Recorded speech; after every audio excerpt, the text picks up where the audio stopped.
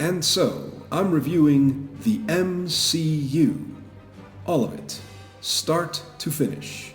I'm going through the series in chronological timeline order, not release order. Why?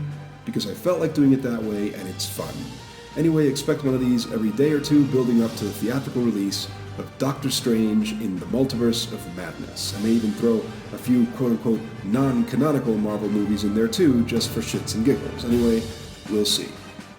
Today, it's Iron Man, the now classic inaugural installment of the Marvel Cinematic Universe, which stars Robert Downey Jr. in his career-defining role as the title character, and it also features Gwyneth Paltrow, Terrence Howard, Jon Favreau, Clark Gregg, and Jeff Bridges. The movie was directed by Jon Favreau.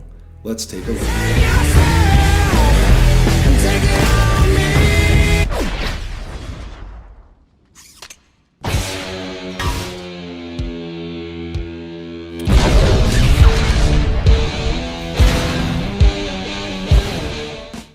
The massive Marvel Cinematic Universe franchise, which has essentially come to define modern blockbuster filmmaking, begins here, with this slick but surprisingly small character-driven action picture.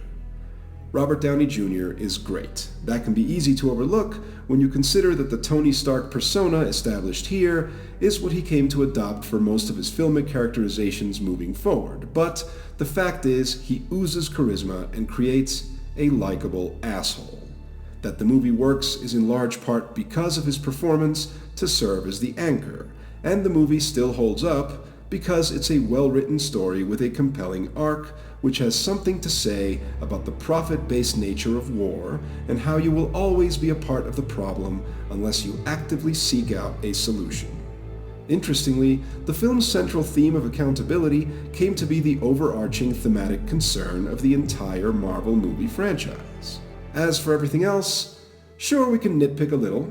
It's a well-written story, but its final movements are predicated on the machinations of an underdeveloped villain who is only remotely interesting because he's played by Jeff Bridges, having been given a very arresting and against-type look. But my point is, given the richness of the movie's first half, it's a little ho-hum that the whole thing has to boil down to two metal dudes punching each other.